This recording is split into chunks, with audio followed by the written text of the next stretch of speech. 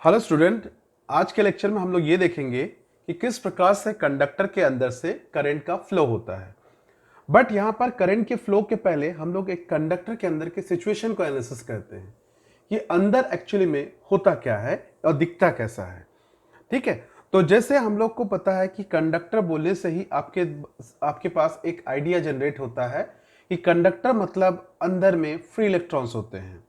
यहाँ पर free electrons का सेंस ये नहीं होता है कि वो इलेक्ट्रॉन हम लोग का एक्सेस अमाउंट है, बल्कि वो इलेक्ट्रॉन उसमें मतलब उस एटम के ही इलेक्ट्रॉन होते हैं, but they are loosely joined या लूजली कंबाइंड, देयरफॉर बहुत आसानी से रिलीज हो जाते हैं और इधर उधर घूमने लगते हैं। तो जिसके कारण अगर आप एक एक एटम को गौर से देखोगे, सपोज मैं यहाँ पर अंदर के एटम के स्ट्रक्चर को बताता हूं, तो ये मान लेते ये एटम्स के न्यूक्लियस ऐसे दिखेंगे आपको इस प्रकार से। ऐसा होता है, ये न्यूक्लियस दिखा रहा हूं, और न्यूक्लियस के चारों ओर आपको पता है इलेक्ट्रॉन घूमते हैं। ठीक है, इस प्रकार से इलेक्ट्रॉन घूमते हैं और मान लेते हैं कि एक एक एटम एक एक इलेक्ट्रॉन को रिलीज कर देता है, फ्री कर देता है, जिसको हम लोग फ्री इलेक्ट्रॉन बोलते हैं। तो जिसके कारण ये एटम्स जो है उनमें से एक इलेक्ट्रॉन चला गया, तो एक इलेक्ट्रॉन जाने के कारण वो इलेक्ट्रॉन कहीं गया नहीं, मतलब कंडक्टर के अंदर ही घूम रहा है। तो अब इसके पास तो इलेक्ट्रॉन है नहीं, तो ये एक पॉजिटिव आयन की तरह बिहेव करेगा। उसी तरह से इसका भी इलेक्ट्रॉन कहीं घूमने निकल गया, जिसके कारण ये भी पॉजिटिव आयन की तरह बिहेव करेगा, और इधर से इसका भी निकल गया। तो मतलब ऑलमोस्ट ऑलमोस्ट आप बोल सकते हो कि कंडक्टर के जो मेटल्स होते हैं या कंडक्टर के जो एटम्स होते हैं, उसका हर एक एटम एक आयन की तरह बिहेव करता है। दीज आर स्टेशनरी आयंस, ध्यान रखेंगे, दीज आर स्टेशनरी आयंस। और ये जो इलेक्ट्रॉन्स है ये सब फ्री इलेक्ट्रॉन्स है। अब आप पूछोगे ये फ्री इलेक्ट्रॉन्स कितने होते हैं, तो एक मेटल में लगभग 10 to the power 28 electrons, 10 to the power 28 electrons per cubic metre होता है। मतलब खूब सारे इलेक्ट्रॉन्स होते हैं, बहुत सारे फ्री इलेक्ट्रॉन्स होते हैं। अब अगर आप इनको देखना चाहते हो कि इन इलेक्ट्रॉन का मूवमेंट कैसा होता है, तो अब आप इन इलेक्ट्रॉन्स को देखोगे तो ये इलेक्ट्रॉन इस प्रकार से रैंडमली डिस्ट्रीब्यूटेड होते हैं। इस तरह से इलेक्ट्रॉन रैंडमली डिस्ट्रीब्यूटेड होते हैं और इधर उधर घूमते रहते हैं due to thermal agitation. Thermal agitation मतलब थर्मल एनर्जी के कारण। जैसे आप लोग क्लास 11th में काइनेटिक थ्योरी ऑफ गैसेस पढ़ा था, उसमें हम लोग क्या देखते थे, एक कंटेनर है, उस कंटेनर के अंदर हम लोग देखते थे गैस मॉलिक्यूल है, और गैस मॉलिक्यूल्स जो है due to temperature thermal energy acquire करता है, जिसके कारण वो रैंडमली इधर उधर मूव करते रहता था। ये पढ़ते थे हम लोग। ठीक उसी प्रकार से कंडक्टर के अंदर अगर आप देखोगे तो ये फ्री इलेक्ट्रॉन्स उसी गैस मॉलिक्यूल्स की तरह ही दिखते हैं, जिस तरह से हम लोग का वो गैस चेंबर में या ये जो कंटेनर में गैस मॉलिक्यूल घूमता था। तो ये इलेक्ट्रॉन भी रैंडमली इधर उधर घूमते रहते हैं, और ये आपस में भी टकराते हैं और साथ में स्टेशनरी आयन से भी टकराते रहते हैं। ठीक, जिसके कारण से किसी भी एक जगह पर, मतलब किसी भी एक जगह पर अगर आप देखते हो तो इलेक्ट्रॉन जो है वो रुकता नहीं है।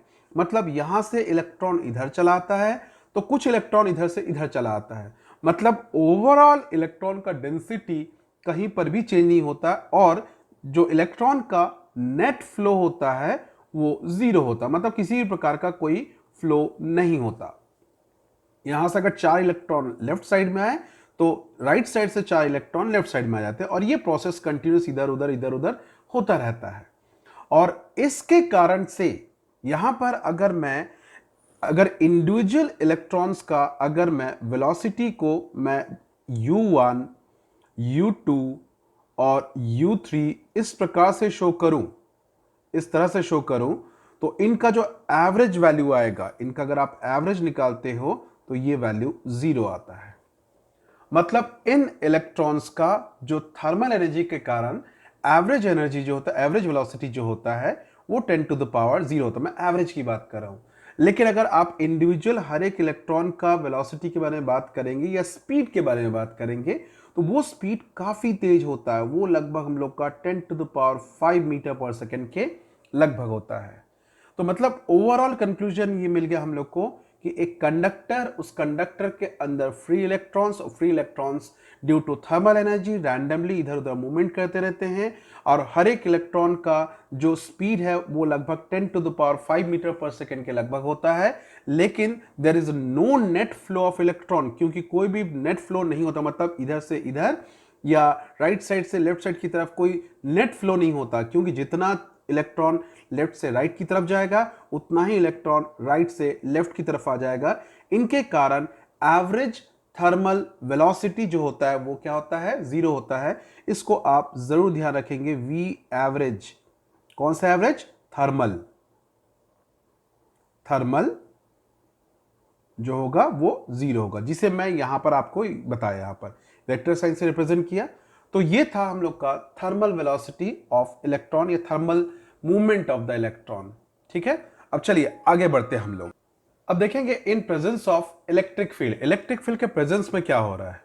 इलेक्ट्रिक फील्ड के प्रेजेंस में ऐसा होगा कि जैसे ही आपने इलेक्ट्रिक फील्ड लगाया, ये कंडक्टर के अंदर की बात कर रहा हूं मैं, तो इलेक्ट्रिक फील्ड के प्रेजेंस में इलेक्ट्रॉन जो है वो एक चार्ज पार्टिकल है, और उस इलेक्ट्रॉन पर क्या लगेगा? फोर्स लगेगा।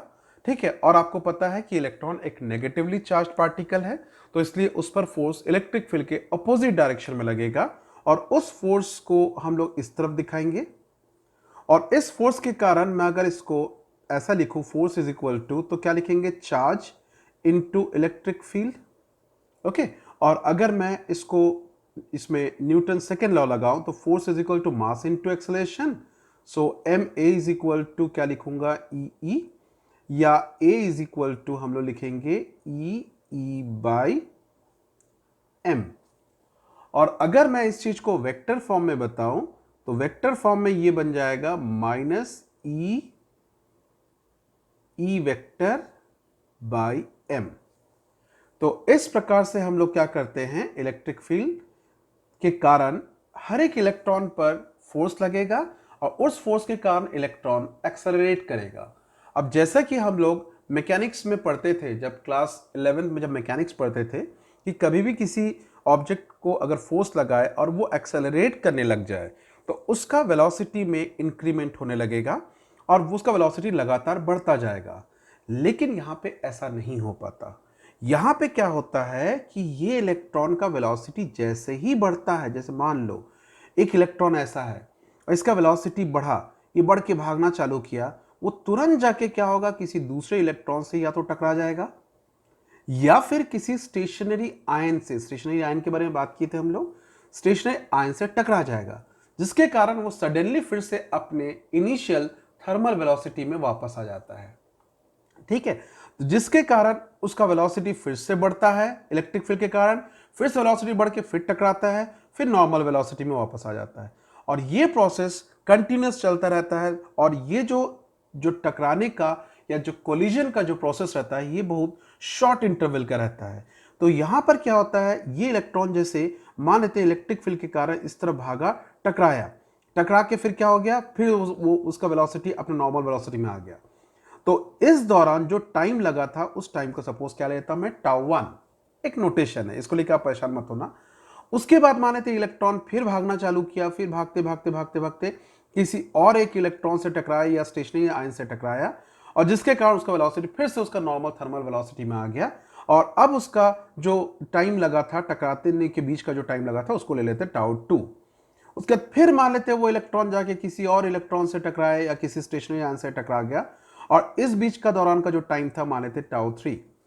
तो अगर मैं इन सभी सक्सेसिव टाइम इंटरवल का अगर एवरेज निकालूं, मतलब इनका एवरेज निकालूं, that is tau 1, tau 2, tau 3, ऐसे n कॉलिजन्स का अगर मैं एवरेज निकालूं, तो इसको हम लोग टाउ से रिप्रेजेंट करते हैं, जिसे कहते हैं रिलैक्सेशन टाइम या टाइम ऑफ रिलैक्सेशन कहते हैं। इसे कहेंगे हम लोग टाइम ऑफ रिलैक्सेशन,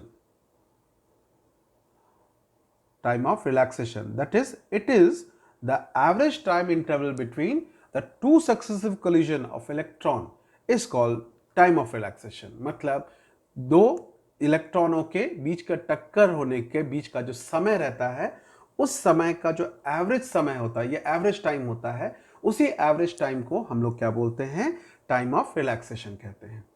ठीक है, तो ये था टाइम ऑफ रिलैक्सेशन। अब इससे हम लोग कुछ और निकालेंगे।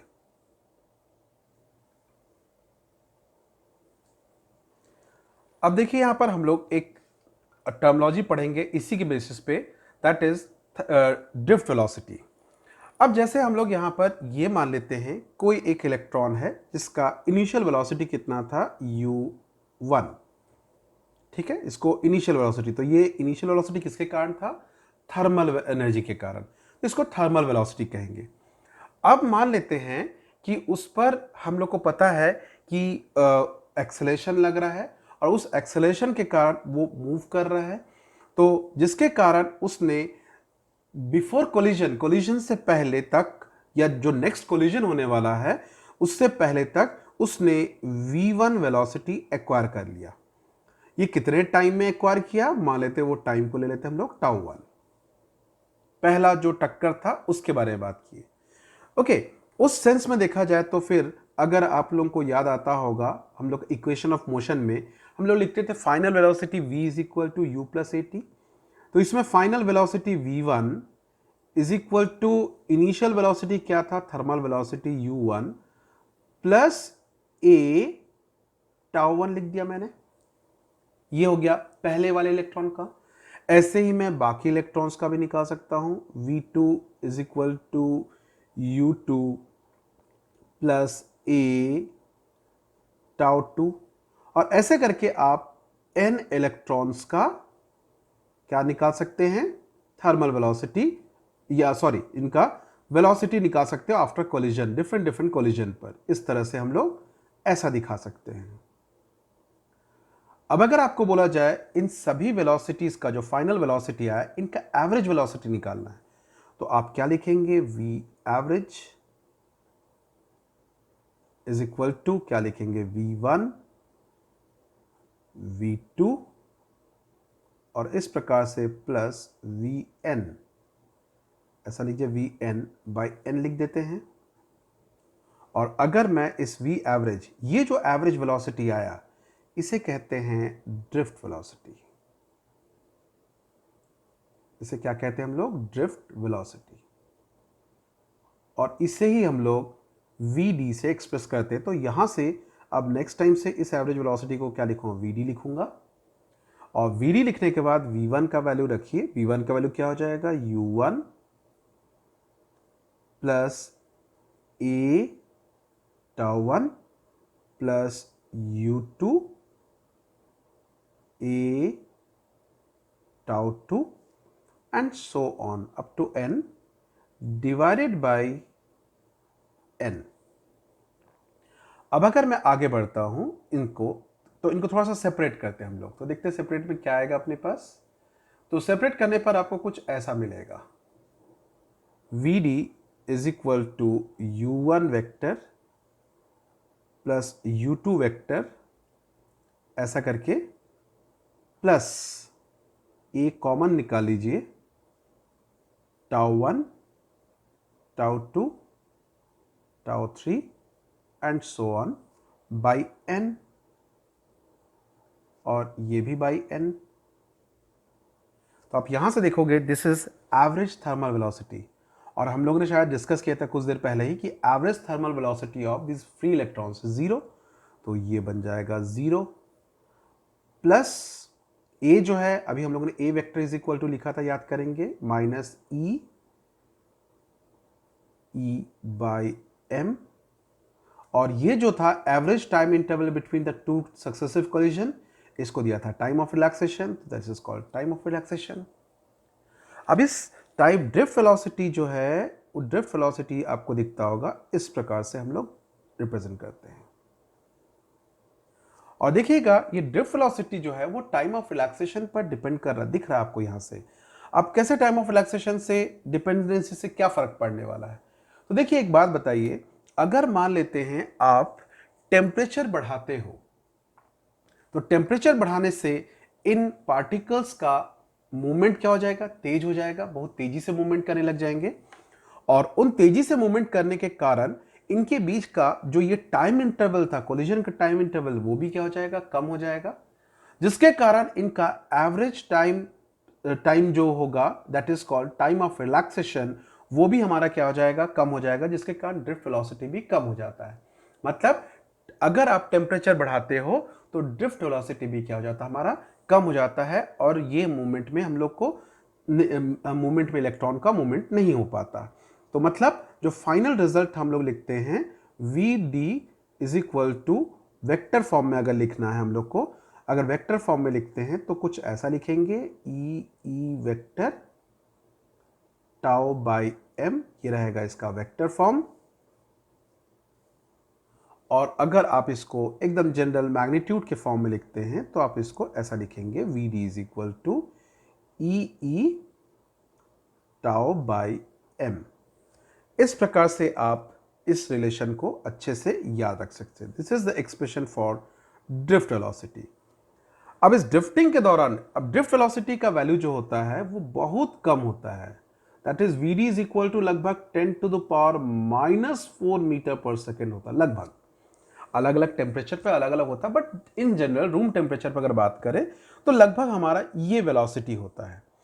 अब आता हमारे पास सबसे बड़ा चैलेंज, और वो चैलेंज है कि अगर इतना छोटा वेलोसिटी है तो फिर इलेक्ट्रॉन का मूवमेंट कैसे होगा, क्योंकि देखिएगा 10⁻⁻⁴ मीटर पर सेकेंड, मतलब अगर मैं बोलूं कि इलेक्ट्रॉन को 1 मीटर चलना हो तो उसको 10,000 सेकेंड लगेंगे। अब 10,000 सेकेंड मतलब ऑन एन एवरेज हम लोग इसको 3 आवर्स के लगभग मान सकते हैं। तो मतलब एक इलेक्ट्रॉन को 1 मीटर चलने में 3 आवर्स लगता है। अब सवाल उठता है कि पहला क्वेश्चन आता, इतना कम क्यों, ये पहला क्वेश्चन। और दूसरा क्वेश्चन, अगर इतना ही कम है तो फिर स्विच ऑन करने से तुरंत इलेक्ट्रॉन जो है, तुरंत करंट का फ्लो कैसे होता होगा, उसके बारे में हम लोग डिस्कस करेंगे। ठीक है।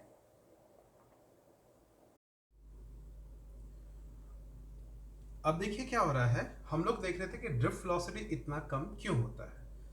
तो चलिए इसको थोड़ा समझते हैं, इस चीज को समझने की कोशिश करते हैं। ड्रिफ्ट का एक्चुअली मतलब क्या होता है। ड्रिफ्ट ड्रिफ्ट का मतलब होता है, हम लोग का जनरल सेंस में बात करें तो होता है घिसट घिसट के चलना या सरकना, जिसको बोलते हैं हम लोग। ठीक है। अब क्या हो गया, सपोज मैंने इलेक्ट्रिक फील्ड लगाया इस तरफ, ये इलेक्ट्रिक फील्ड का डायरेक्शन मैं लगाऊंगा, अभी फिलहाल अभी नहीं लगाया हूं, फिलहाल अभी मानते हैं हम लोग इलेक्ट्रिक फील्ड इस तरफ लगाएंगे। और आपको पता है इलेक्ट्रॉन जो है वो इलेक्ट्रिक फील्ड के अपोजिट डायरेक्शन में मूव करेगा। अब क्या हो गया, अगर मैंने इलेक्ट्रिक फील्ड नहीं लगाया तो मान लेते हैं एक इलेक्ट्रॉन का मोशन को हम लोग थोड़ा देखते हैं कि वो कैसा मोशन करता होगा। तो क्या होगा ना, इलेक्ट्रॉन के मोशन को अगर देखते हैं तो हम लोग का इलेक्ट्रॉन ये इस तरह से मान लेते गया, जाके यहाँ किसी इलेक्ट्रॉन से टकराया या स्टेशनरी आयन से टकराया, फिर आपका ऐसा गया, फिर किसी इलेक्ट्रॉन से टकराया या स्टेशनरी आयन से टकराया, फिर ऐसा गया, फिर किसी इलेक्ट्रॉन से टकराया या स्टेशनरी आयन से टकराया, और फिर उसके बाद मान लेते हैं वो इस तरह से वापस आया, क्योंकि आपको पता नेट एवरेज वेलोसिटी क्या होता है हम लोग का, 0 होता है। इस तरह से आया और आके फिर से हम लोग का मान लेते हैं ऐसा गया, और ऐसा जाकर मान लेते हैं फिर से वो इस तरह से वो अपनी जगह वापस आ गया। एक जनरल सेंस में देखते हैं हम लोग, ये इस तरह का मूवमेंट कर रहा है। ये जो ब्लू डॉटेड लाइन से दिखा रहा हूं, ये तब की बात कर रहे हैं जब इलेक्ट्रॉन उस कंडक्टर के अक्रॉस इलेक्ट्रिक फील्ड नहीं लगा है, और ये जो मूवमेंट था वो थर्मल वेलोसिटी के कारण था। तो इलेक्ट्रॉन ऐसा गया, ऐसा गया, ऐसा गया, फिर इधर से वापस आया, इस तरह से वापस आया। अब देखते हैं आगे क्या होने वाला है। अब होगा ये कि अगर आपने इलेक्ट्रिक फील्ड लगा दिया तब क्या होगा। अब इस इलेक्ट्रिक फील्ड के दौरान इलेक्ट्रॉन का जो पाथ है उस पाथ को मैं बताता हूं रेड डॉटेड लाइन से। तो जैसे ही आपने इलेक्ट्रिक फील्ड लगाया तो इस इलेक्ट्रॉन पर एक पुलिंग इफेक्ट लगेगा, मतलब इलेक्ट्रॉन को इस तरफ खिंचाव महसूस होगा। तो अगर इलेक्ट्रॉन इधर जा रहा था तो अब खिंचाव के कारण वो अपने पाथ में थोड़ा सा चेंज करेगा, मतलब वो ऐसा जाएगा, फिर ऐसा जाके वो थोड़ा सा ऐसा गया, फिर जाकर टकराया किसी से, फिर ऐसा गया, और फिर जाकर क्या होगा, टकरा के इस तरह से वापस आ रहा है, और वो इस तरह से ऐसा गया, और जाके वो फाइनली देखिएगा इधर आया। आपको लगता नहीं कि पहले एब्सेंस ऑफ इलेक्ट्रिक फील्ड में यहां पर था, और जब प्रेजेंस ऑफ इलेक्ट्रिक फील्ड आया तो वो यहां आ गया। तो आपको लगता नहीं कि वो इतना डिस्टेंस इलेक्ट्रिक फील्ड के कारण ट्रैवल किया। और जो इतना डिस्टेंस ट्रैवल कर रहा है, जिसे आप छोटा सा ट्रैवल देख रहे हैं यहां से यहां तक, या फिर इतना एक्स्ट्रा शिफ्ट हुआ, इसी शिफ्ट को हम लोग बोलते हैं ड्रिफ्ट। और यहां पर अगर आप एक जनरल सेंस में देखो कि कितने सारे कोलिजन होने के बाद फिर से वो, अगर मैं मान लेता हूं यहां से यहां तक जाने में कितने कोलिजन, जस्ट फॉर एग्जांपल लेते हैं, एक कोलिजन, यहां पर दो कोलिजन, फिर तीन कोलिजन, फिर चार कोलिजन, फिर पांच कोलिजन, फिर छह कोलिजन से यहां तक पहुंचा। ये एक जनरल सेंस में बता रहा हूं, देखिएगा ना, कोलिजन बहुत होते, बहुत सारे कोलिजन होते हैं, लेकिन यहां पर मान लेते हैं छह कोलिजन के बाद इलेक्ट्रॉन पहले यहां था, अब यहीं पहुंचा। मतलब इतने सारे कोलिजन के बाद इलेक्ट्रॉन में सिर्फ इतना ही शिफ्ट किया। तो मतलब मूवमेंट तो आपको बहुत स्ट्रांग, बहुत तेजी से दिखाई दे रहा है, बट एक्चुअल अगर इलेक्ट्रॉन का इनिशियल और फाइनल पोजीशन में जो शिफ्ट हो रहा है वो बहुत धीमा हो रहा है। तो ये जो शिफ्ट, जो धीरे धीरे धीरे धीरे धीरे धीरे शिफ्ट होता है, ये जिस रेट से वो आगे की तरफ शिफ्ट होता है, इसी रेट को बोलते हैं हम लोग drift velocity. That means the average velocity with which electron is moving opposite to the direction of the electric field in the conductor is called drift velocity। मतलब किसी भी कंडक्टर में इलेक्ट्रॉन इलेक्ट्रिक फील्ड के opposite direction में जिस average velocity से move करता है, उसी एवरेज वेलोसिटी को हम लोग ड्रिफ्ट वेलोसिटी बोलते हैं। उसी एवरेज वेलोसिटी को हम लोग ड्रिफ्ट वेलोसिटी बोलते हैं। क्लियर है ये? अब देखिएगा आगे क्या होने वाला है, इस ड्रिफ्ट वेलोसिटी और करंट के बीच में रिलेशन क्या होगा, देखते हैं। ओके अच्छा, यहां पे एक और क्वेश्चन भी आपके पास आता है, और सर ड्रिफ्ट वेलोसिटी इतना कम है तो करंट इतना जल्दी कैसे हम लोग का चलना चालू हो जाता है कि आप स्विच ऑन किए और करंट फ्लो होना चालू हो गया। चलो उस पर हम लोग थोड़ा सा बात करते हैं। तो देखिए क्या होता है, हम लोग क्या करते हैं, सपोज ये मान लेते एक कंडक्टर है, और इस कंडक्टर को सपोज कंडक्टर या वायर है, मान लेते हैं एक रेजिस्टर है या बल्ब है या व्हाटएवर इट मे बी, और आपने इसको क्या किया, एक सेल से कनेक्टेड रखा है। इसको आपने क्या किया, एक सेल से इस प्रकार से कनेक्टेड रखा है। और यहां पर हमारे हिसाब से, क्योंकि पूरा पूरा कंडक्टर जो है वो इलेक्ट्रिक फील्ड से भरा हुआ है, मतलब इलेक्ट्रिक चार्ज से या इलेक्ट्रॉन से, फ्री इलेक्ट्रॉन से भरा हुआ है, इस तरह से ये एक साथ बहुत सारे इलेक्ट्रॉन देखिएगा ऐसा फ्लो हुआ, और ये इलेक्ट्रॉन हम लोग का इस तरह से डिस्ट्रीब्यूटेड है, पूरे पूरे फ्री इलेक्ट्रॉन्स जो रैंडमली मूव कर रहे हैं। जिस इंस्टेंट आप स्विच क्लोज करते हो, उसी इंस्टेंट इस पूरे कंडक्टर में इलेक्ट्रिक फील्ड जनरेट हो जाता है, और इस इलेक्ट्रिक फील्ड के इन्फ्लुएंस में सभी इलेक्ट्रॉन एक साथ मूव करने लगते हैं। अगर आप इसे कुछ ऐसा देखना चाहते हो तो कुछ ऐसा रहता है कि लाइन से हम लोग के ऐसे इलेक्ट्रॉन लाइन से रखे हुए, ऐसा जूम करते हैं, देखिएगा इधर से, और जैसे ही आप एक एंड को पुश करते हैं तो देखिए सारा एंड एक साथ मूव करना चालू करता है। तो यहां पर भी ऐसा होता है, जैसे इधर से फोर्स लगता है, ये सारा फोर्स सभी चीज पर एक साथ लगता है, जिसके कारण जिस इंस्टेंट आप स्विच ऑन करते हो तो ये इलेक्ट्रॉन इधर आ जाता है, इधर का इलेक्ट्रॉन इधर आ जाता है, इलेक्ट्रॉन इधर आ जाता है, और इसीलिए उसी इंस्टेंट में हम लोग का इलेक्ट्रॉन का फ्लो चालू हो जाता है, इससे करंट तुरंत चालू हो जाता है।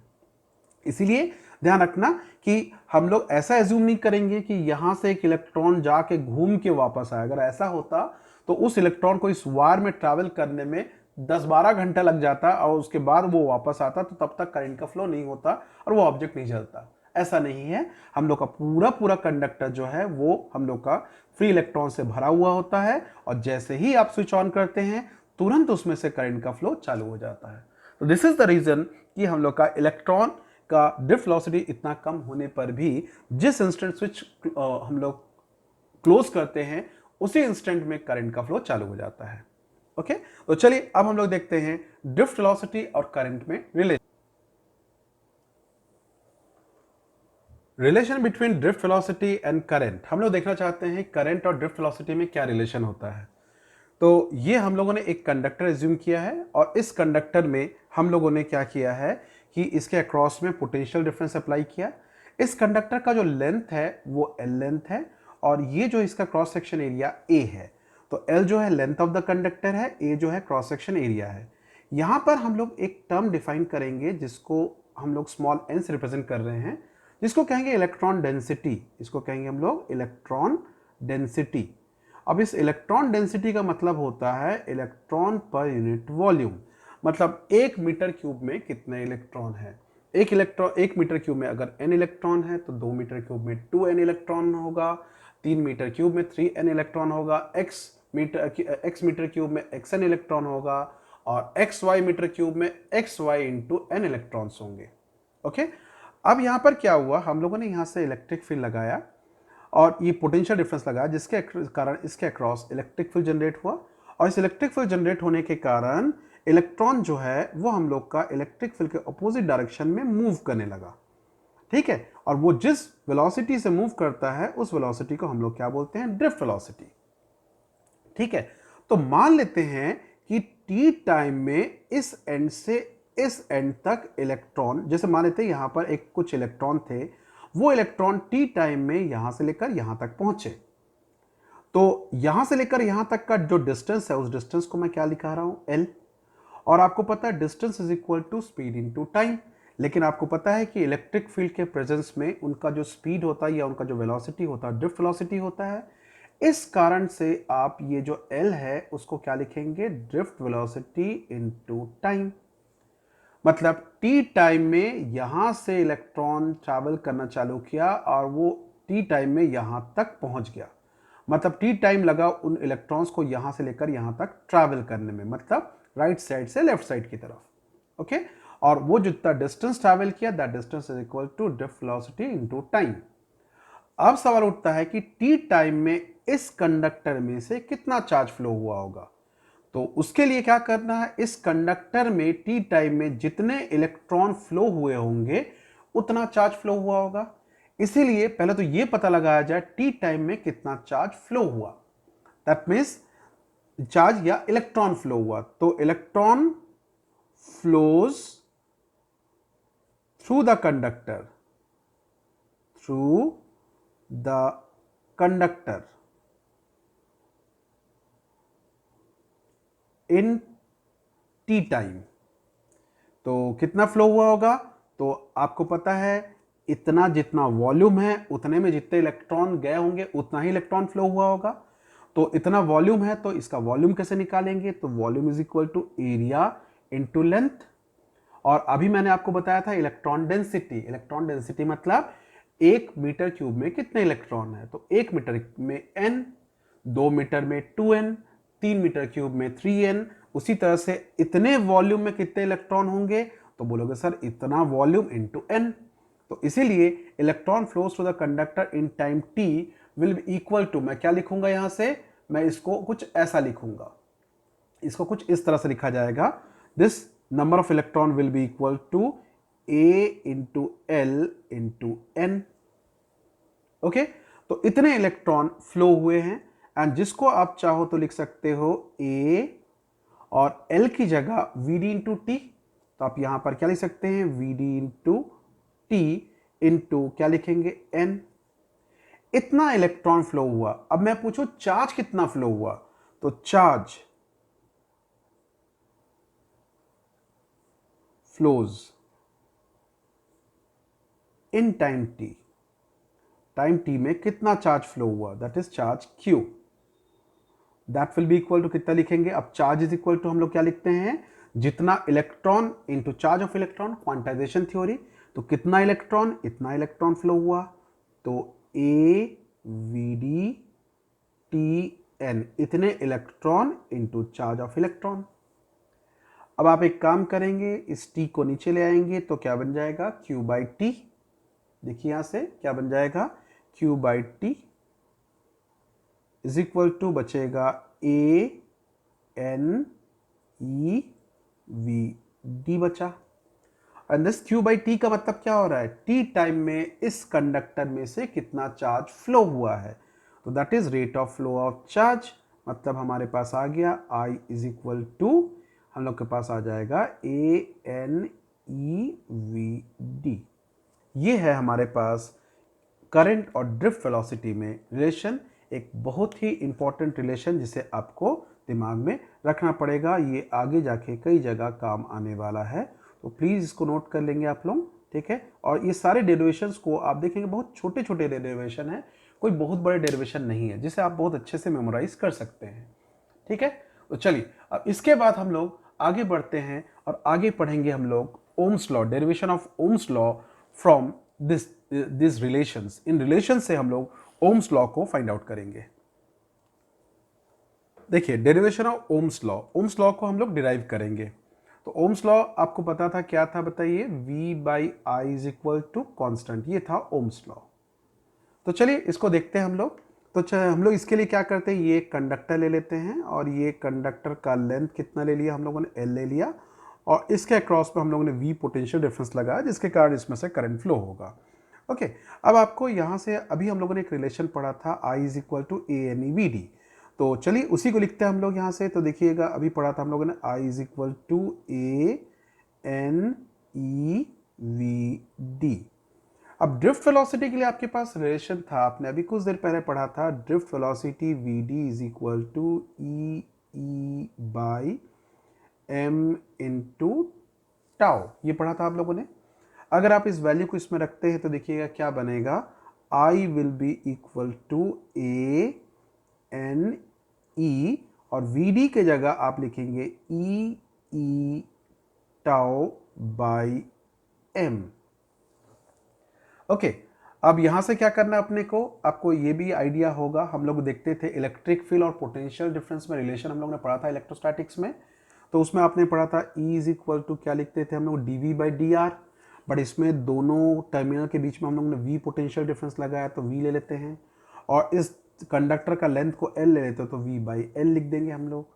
तो इस E के जगह मैं लिखूंगा V बाई L, तो जिसके कारण क्या हो जाएगा I, और उसके बाद मैं लिखूंगा यहाँ पर AN E square V by L, तो मैं नीचे V बाई ML लिख देता हूँ, ये V बाई ML, और साथ में लिख दिया टाउ। अब आप एक काम कर सकते हैं, यहाँ से थोड़ा सा आप अपना अरेंजमेंट कर सकते हैं, V को रहने देते, I को नीचे ले आते, तो देखिएगा V by I is equal to हमारे पास आ जाएगा यहाँ से ML by AN E square tau. अब आप एक चीज देखिएगा, M जो था उसमें मास ऑफ इलेक्ट्रॉन था, L जो था लेंथ ऑफ कंडक्टर था, A जो था एरिया ऑफ क्रॉस सेक्शन था, N जो है वो इलेक्ट्रॉन डेंसिटी है, E जो है चार्ज ऑफ इलेक्ट्रॉन है, और T जो है वो टाइम ऑफ रिलैक्सेशन है। अगर आप कंडक्टर के लेंथ और डायमेंशंस को, मतलब एरिया को चेंज ना करें तो L और A एक कांस्टेंट क्वांटिटी हो जाएगा, और अगर कंडक्टर के टेम्परेचर को चेंज ना करें तो उसका टाइम ऑफ रिलैक्सेशन भी चेंज नहीं होगा, क्योंकि आपको पता है कोलिजन का स्पीड हम लोग का नहीं चेंज होगा, तो ऑब्वियसली टाइम ऑफ रिलैक्सेशन भी चेंज नहीं होगा, तो ये भी कांस्टेंट हो जाएगा। और रहा सवाल M, ये तो मास ऑफ इलेक्ट्रॉन है, ये तो ऑलरेडी कांस्टेंट है। N क्या है, इलेक्ट्रॉन डेंसिटी, मतलब किसी मेटल में किसी कंडक्टर में कितना इलेक्ट्रॉन है उसका डेंसिटी को बता रहा है, वो भी कांस्टेंट है। E जो है चार्ज ऑफ इलेक्ट्रॉन भी कांस्टेंट है, मतलब अगर डायमेंशन को चेंज ना किया जाए तो L और A कांस्टेंट हो जाएगा, और अगर टेम्परेचर को चेंज ना किया जाए तो ये टाउ भी कांस्टेंट हो जाएगा। तो हम लोग का ओम्स लॉ यही बोलता है, अगर डायमेंशन को चेंज ना किया जाए और टेम्परेचर को चेंज ना किया जाए तो V बाई आई का रेशियो क्या होता है, कांस्टेंट होता है, और इसी कांस्टेंट को हम लोगों ने क्या नाम दिया था, रेजिस्टेंस। तो इससे आपके पास मिल गया कि ये जो फैक्टर आपको दिखता है, ये फैक्टर किसको रिप्रेजेंट करता है, रेजिस्टेंस को रिप्रेजेंट करता है। तो R will be equal to, देखिएगा, ML by AN E square tau. ये रिलेशन हमको मिल गया, एक बहुत ही ज्यादा इंपॉर्टेंट रिलेशन जिसको आप दिमाग में रखेंगे। ये एक बहुत इंपॉर्टेंट रिलेशन है, प्लीज इसको दिमाग में आप लोग रखते जाएंगे, ये आपके काम आएगा। ठीक है, तो ये था, और ये इसी एक्सप्रेशन में आपको एक चीज दिख रहा होगा, अगर थोड़ा गौर से देखो तो आपको ये दिख रहा होगा कि हम लोग पढ़ते थे R is proportional to L, पढ़ते थे, देखिए R is proportional to L मिल गया। और हम लोग ये भी पढ़ते थे R is inversely proportional to area, तो देखिए R is inversely proportional area, ये भी मिल गया। तो this is how we can derive Ohm's law. तो अब आप बोलोगे सर अगर ओम्स लॉ आया तो डेरिवेशन तो सिर्फ इतना ही करेंगे, अब वो डिपेंड करता है आपके मार्क्स के ऊपर। अगर मान लेते हैं छोटा क्वेश्चन आता है, 2-2.5 मार्क्स का रहता है, 2-3 मार्क्स का रहता है, ऐसा कुछ रहता है, तब आप इतना ही करोगे। लेकिन अगर आपको बोलता है कि डिराइव ओम्स लॉ, तो उस समय ऐसे भी सीबीएसई के क्वेश्चन में कभी भी डायरेक्टली ऐसा क्वेश्चन नहीं आता है, उसमें ऐसे ही पूछेगा what is relationship between drift velocity and current, या डिफाइन ड्रिफ्ट वेलोसिटी, उसके बाद आपसे पूछेगा एंड डिराइव ओम्स लॉ। तो आप इस प्रकार से ओम्स लॉ को तब डिराइव करेंगे बड़े क्वेश्चन में। ठीक, अभी मैं आप लोगों को जितना डेरिवेशन बताया उस डेरिवेशन में मैं ज्यादा कुछ लिखा नहीं हूं, देखिएगा ध्यान से, मैं आपको डायरेक्ट बताते गया हूं। लिखना कैसे है मैं आपको नोट्स में प्रोवाइड कर रहा हूं, आप लोग प्लीज नोट्स को फॉलो करेंगे और उसके अकॉर्डिंग ही लिखेंगे। अगर आप उसके अकॉर्डिंग लिख लिख के प्रैक्टिस करते हैं तो डेफिनेटली मैं आपको इसका अश्योरेंस दे सकता हूं कि आपको अब 100% मार्क्स आपको उसमें मिल सकता है। ठीक है, तो चलिए अब हम लोग नेक्स्ट लेक्चर में नेक्स्ट टॉपिक के बारे में डिस्कस करेंगे। So till then bye, take care and have a nice time ahead.